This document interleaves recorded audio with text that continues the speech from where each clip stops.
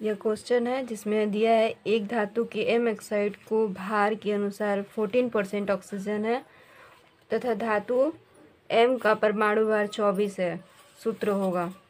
तो इसमें दिया है एम के ऑक्साइड को भार के अनुसार 40% है, यानी कि ऑक्साइड का जो भार है वो कितना है 40% है।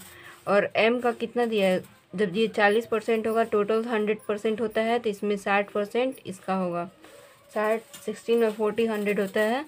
अब देखते हैं इसका यूनिट निकालते हैं ऑक्सीजन का। तो यूनिट ऑक्सीजन का निकालेंगे तो इसका 40% होगा, तो 40% ऊपर लिखेंगे। इसका परमाणु भार कितना होता है तो 16 होता है, तो 16 से कटाएंगे तो 16 दूनी 32 हो जाएगा।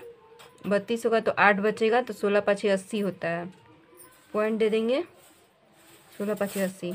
अब देखेंगे एम का, तो एम का निकालने के लिए इसका परसेंटेज होगा 16% और इसका मान कितना होगा, मान दिया है 24 दिया है। तो इससे कटाएंगे तो कटाने में 24 2 से कितना होगा लिखेंगे और 5 और दोनों को संग रख लेंगे एम और ऑक्सीजन को। तो इसका आएगा 2.5, इसका आएगा 2.5, तो इसका कटेगा तो 1:1 आएगा, तो एमओ इसका मान होगा। अब सेकंड क्वेश्चन देखते हैं। सेकंड क्वेश्चन में दिया है एक कार्बन में 75% कार्बन है, इसका अणु सूत्र होगा। इसमें कार्बन का मान दिया है 75%, हाइड्रोजन का मान नहीं दिया है, तो जब इसमें 100 में 75 घटेगा तो 25% आएगा। अब देखते हैं कार्बन का यूनिट निकालते हैं। यूनिट ऑफ कार्बन होगा 75%, इसका वैल्यू कितना है 12।